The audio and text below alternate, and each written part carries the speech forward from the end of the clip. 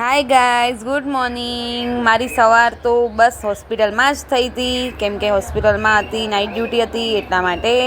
And next back to back મારે OT હતી, એટલા માટે ઓપરેશનમાં જવું પડ્યું હતું. એટલે હોસ્પિટલથી હું ડાયરેક્ટ જ ગઈ હતી. તમે જોઈ શકો છો હું ઓપરેશનમાં છું.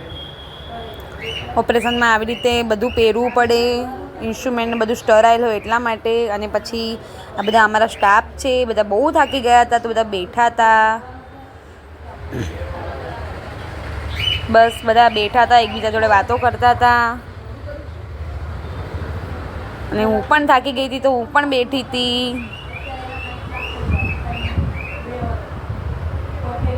જોઈ શકો છો તમે, બધા બેઠા છે. પછી હું સિવાય ગઈ હતી. સિવાયમાં આ છોકરીને બહુ શરમ આવે છે કેમેરાથી, અને આ છોકરી એટલી સિન્સિયરલી કામ કરી રહી હતી, તો મેં એનો વ્લોગ લીધો. પછી અમારે ત્યાં માસી છે, એ પણ કંઈ કરી રહ્યા હતા. બસ તો એ લોકોનો વિડીયો લેતી હતી, તો આ મોઢું બતાવતી જ નથી એનું, એને શરમ આવતી હતી. આ અમારા માસી છે, આ અમારો સ્ટાફ છે બંને. બસ એના પછી મને ચા પીવી હતી, તો હું ચા મંગાવી મેં, અને પછી હું ચા પીતી હતી. ચા પીવાની મજા જ કંઈક અલગ છે. ગરમી હોય કે ઠંડી હોય, ચા તો ચા જોઈએ જ.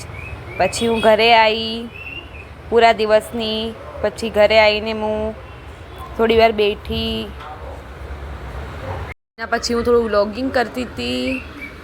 એન્ડ એના પછી મેં ચા બનાવી મારી માટે, અને પછી ચા બની ગઈ. એના પછી એની ચા બની રહી હતી, તો હું જોડે બેઠી હતી, બસ જોતી હતી. બસ ચા બને જ છે.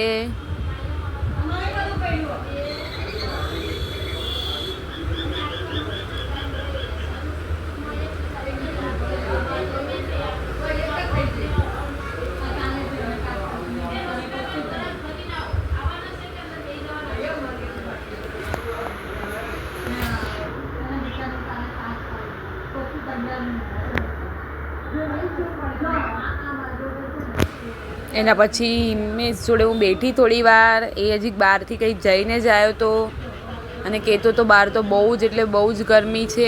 મેં કીધું હા, આજે તો બહુ જ એમ બી ગરમી છે. હું પણ આવી ત્યારે બહુ જ ગરમી હતી. એટલે તમે પણ ધ્યાન રાખજો, બહાર જાઓ તો સેફલી બધું મોઢે બાંધીને ને એવું જવાનું, કારણ કે 2 દિવસ બહુ જ ગરમી છે હજી, એટલા માટે. Okay guys.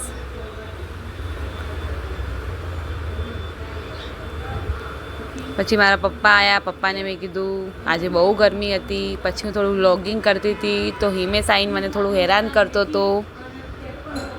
બસ એના પછી હું કંઈ મમ્મીએ જમવાનું બનાવ્યું હતું, તો એની જોડે ઊભી કંઈક હેલ્પ કરતી હતી એની.